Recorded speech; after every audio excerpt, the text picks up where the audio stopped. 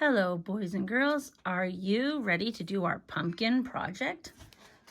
Our pumpkin project needs to take place in 2 different sessions because we have to, for today, we're going to do the painting and then we have to wait for the painting to dry. So tomorrow we're going to do the second part of the project after our paintings dry.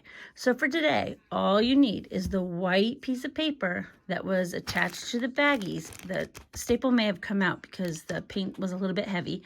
And you're going to need the yellow paint and the red paint.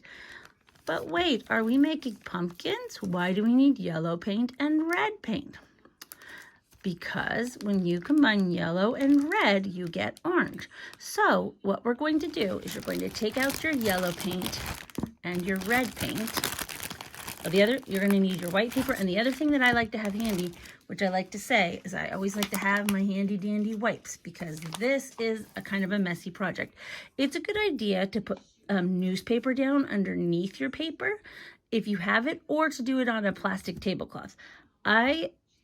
This table is made to get paint on it, and this paint doesn't stain, so I don't mind getting paint on it as long as I know that I'm going to clean up the paint. So I'm not going to put anything underneath mine because I'm going to get paint. I know I'm going to get paint on my table, but I'm going to take my wipes after I'm done and I'm going to wipe up my table. If it's not okay to get paint on your table, then for sure you want to put newspaper underneath, or maybe a plastic tablecloth or something underneath your paint, because this is a little bit of a messy project. Now, we're going to open our paints, and then you're going to decide. In the classroom, I like to have the children kind of make a prediction. You have to make a decision. There are 3 different options for how you're going to paint. Sometimes you could do, some people like to do a little tiny bit of yellow and a lot more red. So a little bit of yellow and a lot of red. So if you do that, you'll have more red than yellow. You'll have less yellow than red.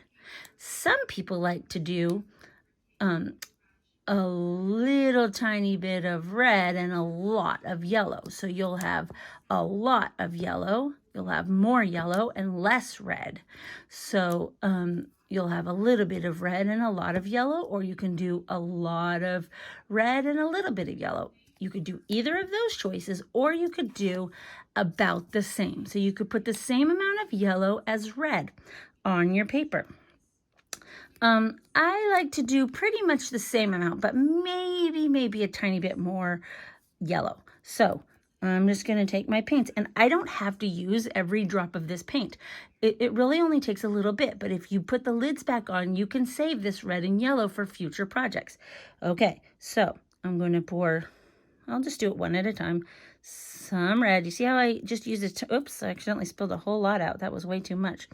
I used some red, and then I'm going to pour out some yellow. But notice I still have lots of paint still in my paint cups. So now I can save that paint for future projects.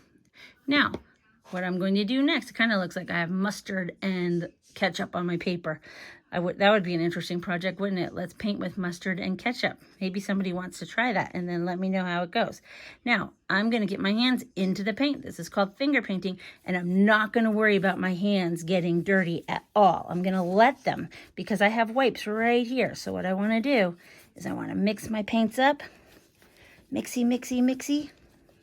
And I want to smear it all the way. See how I got look at that. I wasn't afraid to get my whole hand in there. I'm going to get my whole hands in there, and I'm going to mix it. Now, if you like this color, this looks like a good pumpkin color, you may want to keep it like that. I think I want to add, and I got to be careful lifting up because I don't want to get my red into my yellow like I did a little bit, but if I pour that way, I want mine to have a little tiny bit more yellow than that.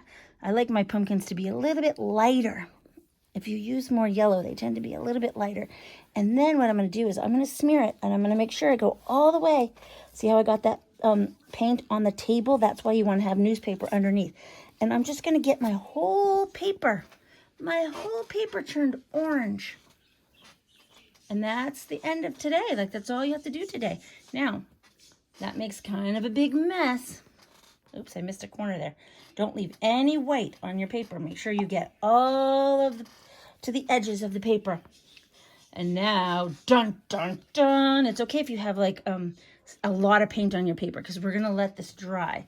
I'm going to pick it up and let it dry. But now look at my hands. They're completely painty, but that's okay. I don't mind getting painty. I don't mind making messes as long as I clean up after my mess. So now I'm going to use my wipes to do a good clean wipe. And when I get most of the paint off, almost all of it off, then I can go to my sink and wash my hands. Or if you're doing it outside, you may want to use your hose and wash your hands. So look at my little wipes now. I'm going to put those in my trash can and grab another wipe. I even got paint on my arm, but that's okay because I'm going to wash my hands with my wipes. It took me 4 wipes today. Now, I want you to notice the wipes did not get my hands perfectly clean. But they're clean enough that if I go turn the water on with my hands, I'm not going to get paint all over the kitchen. So now, before I go wash my hands, and a grown-up can help you with this part, I'm just going to move my paper and put it on a safe place to dry. And then I'm going to take some wipes, and I'm going to wipe up my painting mess. And I could take a sponge if I want to and clean it all up with a sponge or anything else that helps clean. But I'm just going to wipe it all up so that I leave my table as clean as I started. Now, if you do it on a newspaper, you could just throw that newspaper away if you wanted to. There we go. Look at that. Just as clean as the day we started. And then I make sure I put the lids back on my paints. And then I'm all done. And now I'll wait until tomorrow. Just let it dry overnight. And tomorrow we'll finish the fun project. Have fun getting ooey gooey painty.